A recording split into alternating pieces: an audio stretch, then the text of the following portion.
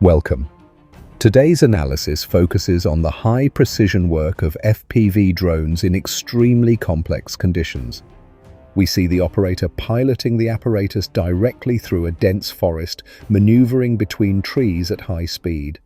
This requires exceptional piloting skill, as any contact with branches can lead to the loss of the apparatus. The first target is a camouflaged bus. The adversary was likely using it for concealed transport of logistics or personnel, relying on the cover of the trees. However, the operator successfully detects and incapacitates this target, striking the logistics chain. Immediately after, the apparatus switches to personnel located nearby. This next segment demonstrates the tactic of disrupting an enemy VDV air assault. Assault. Instead of engaging scattered targets in the open, FPV drone operators are focusing on shelter locations within large buildings. These structures are likely serving as command posts or assembly points. What is most impressive is the level of piloting skill. We see the apparatuses purposefully flying into windows located high above the ground. This requires surgical trajectory calculation. By neutralizing the adversary directly within their fortifications, the operators are effectively halting the entire offensive momentum, depriving the assault groups of command and a safe rear. This next rather long segment is an excellent illustration of psychological pressure and total control of territory during nighttime. We are seeing the work of FPV drones against two seemingly insignificant lone targets. This is not a massive attack, but methodical surgical hunting. The first target is located in an open field. This is a classic but fatal mistake by the soldier. He believes that if he is motionless in complete darkness, he is safe. He becomes invisible to the human eye. But he forgets about technology. For an operator looking through a thermal imaging camera, this target is the only bright hotspot on a cold background. It is the easiest target possible. The kamikaze drone easily calculates the trajectory and incapacitates him.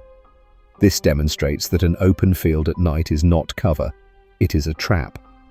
The second target is even more indicative. It is located near a river. Waterways and shorelines are often used by the adversary for covert infiltration, route rotations, or as evacuation routes. Therefore, patrolling these zones is critically important. The operator detects a heat signature near the water. Again, the target likely believes himself to be safe, relying on the complex terrain. But for an FPV drone, this is no obstacle. We see the precise strike.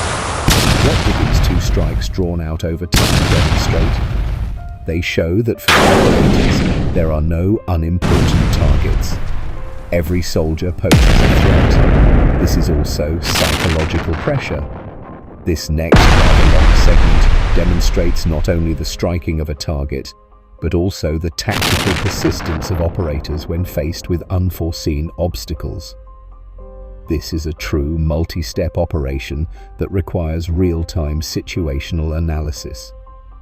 First, we see a soldier choosing what he believes to be a good position. A small ditch covered by a dense tree. Such dual cover, earthen and natural, is often used as it protects from ground observation and complicates aerial detection.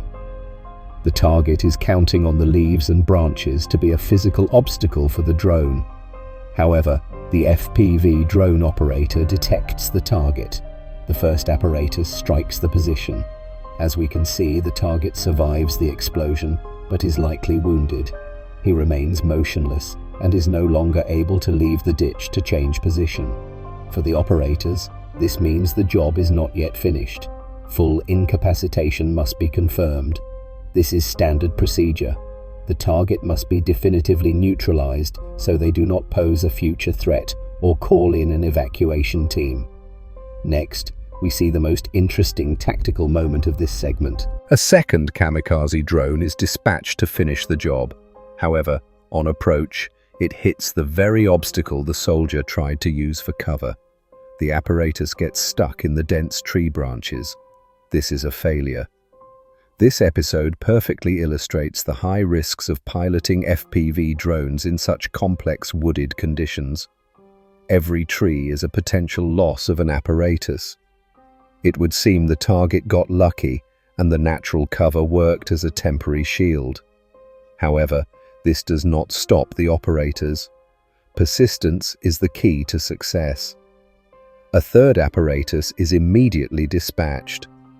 This operator, already aware of the risk, accounts for the previous error and chooses a different, clearer angle of attack, or simply acts more decisively. This time, the drone successfully bypasses the natural obstacles and completes the task. This next segment demonstrates a comprehensive operation to disrupt enemy logistics and destroy high-priority targets. First, we see the work of FPV drones against trucks and automobiles. This is a standard yet critically important tactic that prevents the delivery of supplies to forward positions.